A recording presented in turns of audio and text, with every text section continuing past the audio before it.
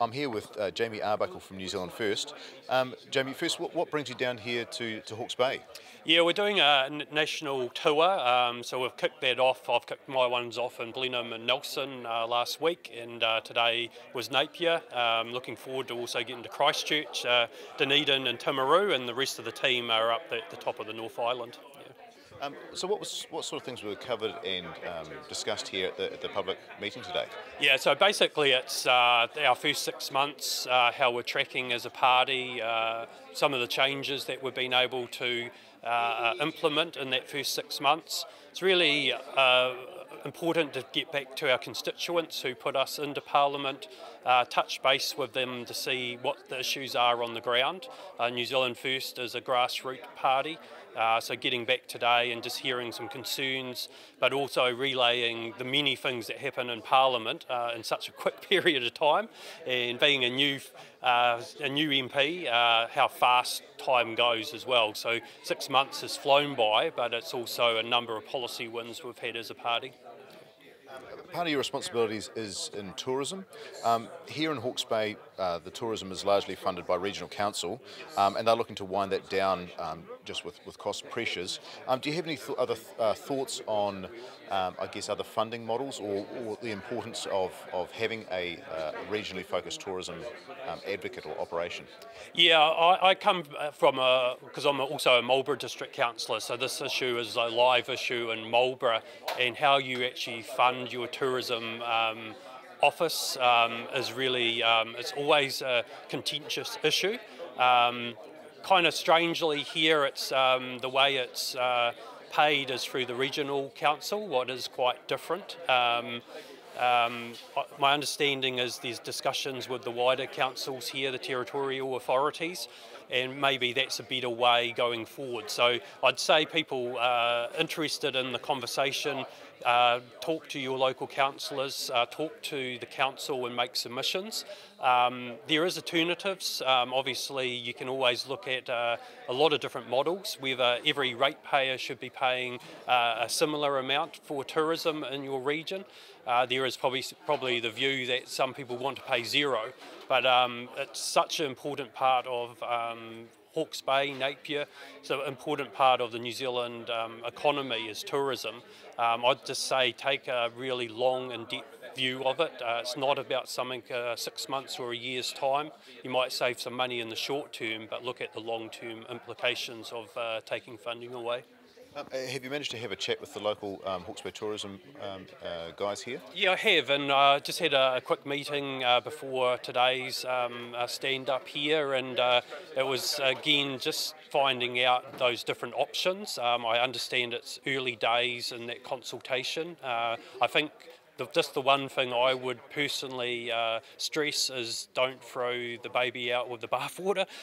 You often do a lot of hard work, and just all of a sudden to throw all that good work out, I think just take a breath and look at some different funding models. I did actually personally put some forward today, what was different models, what we do in Marlborough, and that's probably an important thing to do. Look around the country and just see how others are funding tourism. And is there anything else you'd like to add? The meeting today, yeah, it's just great to get back after election campaign. It's just being a new MP, how quickly it's gone from being in election mode to sitting in the House and debating, and it's been a great privilege to become an MP. I really love being with like the Honourable Winston Peters, Honourable Shane Jones, with their experience, what they're bringing to the House at the moment, and just to be a part of the government, that's something special. It's like when those dreams come true.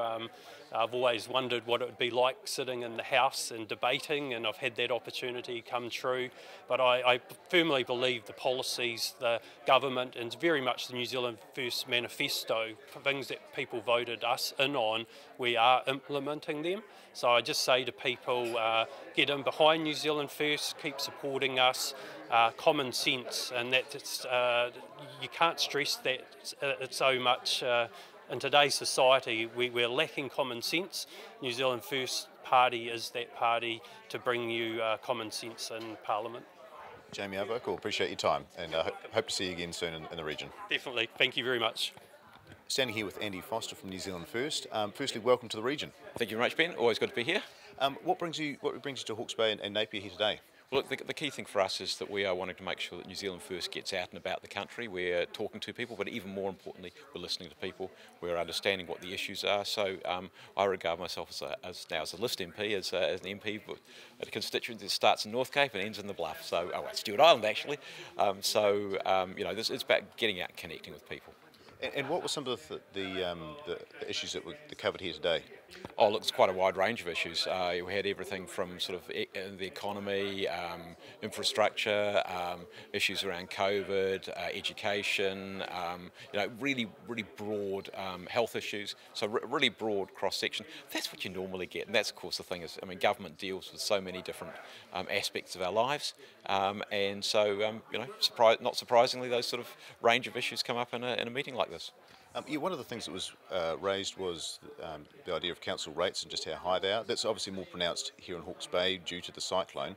I guess, what's your thoughts on how councils can sort of combat those ever-increasing rate rises? Well, I guess, as a government, we're trying to tackle the huge increase that there's been in government spending over the last few years, and that's about trying to be much more disciplined, much more focused. I think councils need to do the same thing. I've been a councillor and a mayor for, I've had 30 years in local government, and I know sometimes it's very difficult to get greater efficiencies, but you've got to keep working on that. So what are the things that councils need to do, and then what are the things that they want to do, and then hey, maybe you can actually maybe not do all the things you want to do, maybe spread that over a longer period of time. But at the moment, I think there is a lot of pressure on councils up and down the country. Some of them will say it's because of the Three Waters legislation being rejected, but the reality is that if Three Waters had been left as it was, rates might be a bit lower, but we'd all be getting that bill for our water services in our back, hitting our back pocket as well. So we weren't going to be gaining anything out of that. There was no magic money tree. So the pressure's on. We've just got to make sure that both central and local government, we are using what money we've got as best we possibly can, because we know that our community is under a lot of pressure at the moment with the cost of living crisis. Some of the councils might say that they're actually obligated to do a lot due to legislation. What would you say to that? Look, there are areas where councils are obligated to do things, but there are other things which are very much within council's discretion. So obviously what you have to do, you have to do. But I would say to councils, and I'm our local government spokesperson, we've got to be looking at all those issues of regulation and red tape, and to see whether in fact everything that at the moment needs to be done should still need to be done, and are there efficiencies. So first thing is, if you've got to do it, you've got to do it, but are there efficiencies in that system? Second thing is, if you don't have to do it, think very carefully about whether you need to do it and whether the benefit is there, or whether in fact you're better leaving money in ratepayers' pockets. Is there any options, to share more of the burden with central government, either in terms of sharing GST or something along those lines, or does government just need to fund more? Well, there's a number of different aspects to that. The first one, as we've just said, is that it's up to local government to spend the money it has more wisely. Are local governments under pressure? Yes, they are. Should central government be helping out more? Well, I would certainly, from my background, I'd be saying that there is no particular reason that says that central government shouldn't be actually paying rates on the services it consumes itself. So, if you've got an apartment block which is owned by central government, or it might be it's a university, or it might be it's it's KO, whatever it might be, they should be paying rates just like their equivalent private sector. Hostel, etc. should be paying as well. So there is an issue there, which I do think needs to be thought through carefully. Land, like for example dock land, I would probably say leave that out, because that's kind of different. But where government is using those services, it's using the roads, it's using the water services, it's using the parks effectively through the people that live in or work in its buildings, I think it should be contributing as well.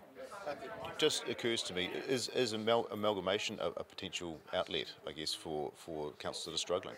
Well, amalgamation is always an option. The question is, if that's the answer, what was the problem it was trying to solve? Just amalgamating, it might gain you some efficiencies, it might actually cost you some efficiencies in terms of scale. Scale doesn't automatically mean it's going to be more efficient, but it's not going to deal with those fundamental issues. Andy Foster, thanks for coming in and spending your time to talk with us. It's absolute pleasure, anytime.